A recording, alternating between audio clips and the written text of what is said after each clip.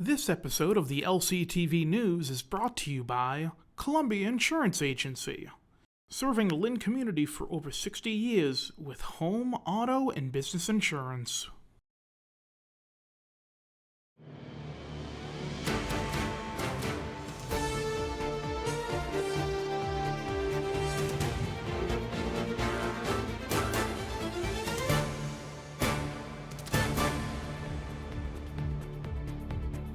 Hello, I'm Mukala Kabongo, and this is your LCTV News Update for Friday, February 26, 2021. Earlier this week, the Massachusetts Office for Victim Assistance announced the recipients for their emergency grant funding.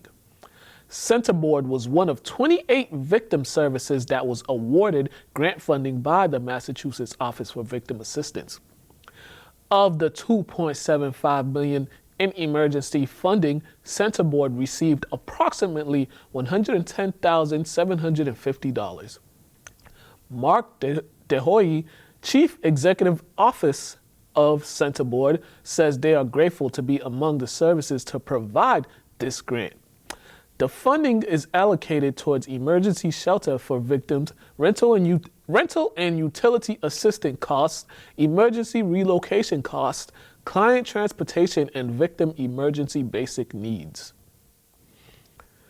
Lynn has a new COVID-19 testing site on the Lynn Way. It's located in the Building 19 parking lot. This drive-through site offers testing 7 days a week from 7 a.m. until 7 p.m. No appointment is needed, and to find out more information, visit the www.lynncovidtest.com. Early Wednesday morning, Lynn Police, along with the FBI Tactical Unit and ATF, executed a search warrant on an Ocean Street home. Armed agents and armored cars were on the scene as residents say they heard loud sounds. The FBI, who were leading this authorized activity, said that it went smoothly. Agents were seen entering and exiting the home on Ocean Street as well as searching vehicles in the driveway.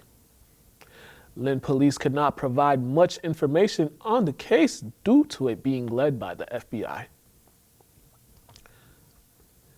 During Tuesday's City Council meeting, the topic of discussion was what to do with the Thurgood Marshall Middle School site on Porter Street.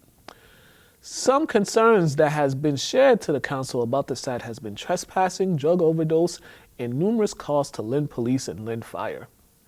Here's more from this past Tuesday's meeting. Yeah, you were talking about the fire that we had, I believe it was back in the end of October, where vandals had set a number of fires. There were 3 or 4 different spot fires that they had set inside the building. That's kind of thing has happened a number of times. My records show at least 23 incidents we've had of some sort of fire or alarm activation in the building since the building's been vacant.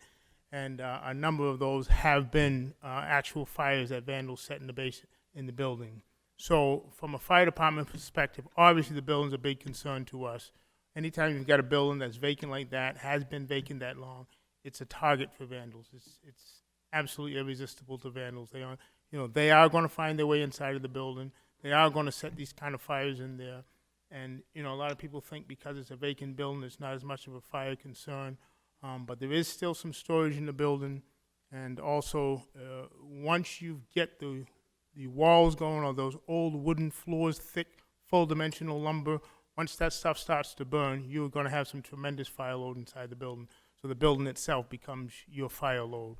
And as your council president indicated, finding your way around inside a building like that, when firefighters now got to go in and find their way around inside a building, that becomes a concern. The windows are boarded up, so now we don't have that easy second egress should things go bad. So all those kind of things are a concern, as well as the asbestos. Anytime we go anywhere inside that building, our guys have to go in there on air. We're going in there on air because we just have to assume the entire building is asbestos, is asbestos hazardous building. So that's how we have to treat it. To watch the full meeting, visit the LCTV website. Saturday marks the 137th Independence Day for the Dominican Republic. As part of the celebration for their independence, members of the Dominican community, along with Mayor McGee, held a flag-raising ceremony in front of City Hall Thursday afternoon. LCTV was on hand. It is a pleasure to us, even with the COVID-19 crisis and situation going around the city and all the country, to celebrate the independence, Dominican Independence Day today, in this beautiful day. As we celebrate 177 years of independence for the Dominican Republic, we are also celebrating your culture, traditions, and the countless contributions that are made by the Dominican community to this here city of Lynn. You're a wonderful, strong, and integral part of the city of Lynn, and we're glad to celebrate with all of you today.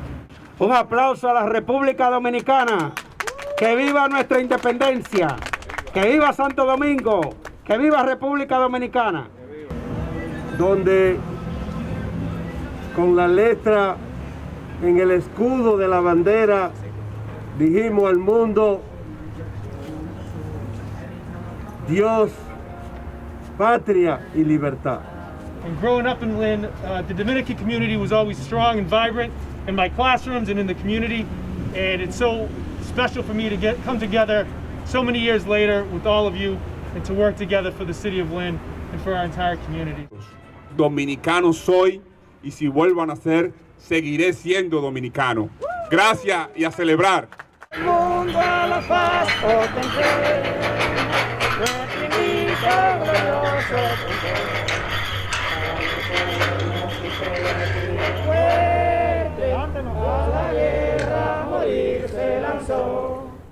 Now for the sports update. The Boston Bruins suffered their fourth loss of the season last night in a 7-2 loss to the New York Islanders. In what was a 2-2 tie game going into the third period, the Islanders reeled off 5 goals in that third period. Anthony Beauvillier's goal gave the Islanders the 3-2 lead. Jordan Eberle would be next up as his goal extended the Islanders' lead to 4-2.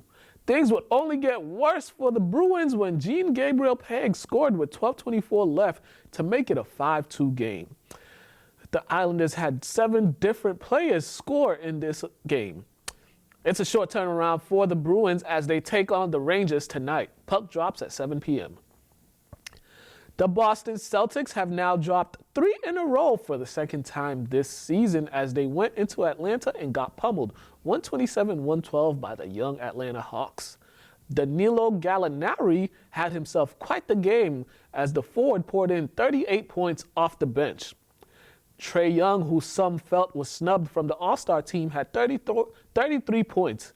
Young has gone over 30 points in 3 games against the Celtics, including a 40-point game on February 17th. It was a night to forget for the Celtics' 2 All-Stars as Jason Tatum and Jaylen Brown were a combined 10 for 36 from the field and 1 for 14 from beyond the arc. The Green Team are now 15-17 on the season and look to get back in the win column tonight as they take on the Pacers. Congratulations to the St. Mary's girls basketball team on winning the Catholic Central League Cup last week after defeating rival Bishop Fenwick 46-40 in the title game. The Lady Rams finished their season with a 20-3 record. The Lady Spartans also had 5 players named Catholic Central League All-Stars: Maya Bergdorf, Nicolette Ditria, Alyssa Grossi, and Ursi Quiles. Congratulations to all 5 players. Fall 2 has kicked off and high school football is returning to Manning Field. This week, St. Mary's and Kip Academy began practice in preparation for their season openers in March. Kip Academy kicks off their season March 12th against Neshoba. In high school basketball, the Lynn English boys and girls basketball programs will begin tryouts this upcoming Monday. Those who want to try out should contact head coaches Mackenzie Charles and Antonio Anderson. Students must have a permission slip filled out along with an updated physical prior to Monday's tryouts. On this week's Lynn Lowdown, we were joined by Doneeca Thurston, Iris Kimber, and Richard Valentine.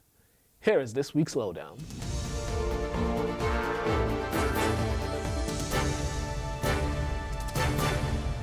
when people talk about Lynn, as far as, people, persons of color, they always bring up Frederick Douglass. Frederick Douglass is probably the most popular person that people bring up. But who are some of the other people that, people should know about that they'll see at this exhibit? So I would definitely say Jan Metzelliger. Jan Metzelliger is a kind of a staple here at the museum. His story is featured as part of our industry and craft exhibition, which looks at the ways Lynners have worked from the colonial period, kind of through industrialization, getting to GE and the Lynn Hospital. And he invented the shoe lasting machine, which completely revolutionized the shoe industry, which is what people largely know. But what a lot of people don't know is that he was actually born a slave. His mother was a slave. His father was white. He was a Dutchman, and eventually he was adopted by his father's family and was able to, gain skills to become a skilled laborer before emigrating to Philadelphia and then ultimately landing in Lynn.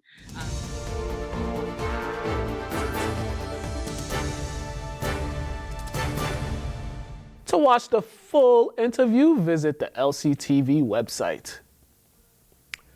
LCTV is inviting poets to submit videos for LCTV's second Poetry Jam in April. All of March, we will be accepting video submissions, which will be used for our National Poetry Month Poetry Jam in April. Those who are interested should email their videos to mkabongo@lyntv.org. Thank you for watching the LCTV News Update. Make sure to subscribe to the LCTV Facebook page as well as the LCTV YouTube channel. Also visit the LCTV website to watch any show at any time on your computer, phone, or tablet. I'm Mukala Kabongo. Have a great day, ladies and gentlemen.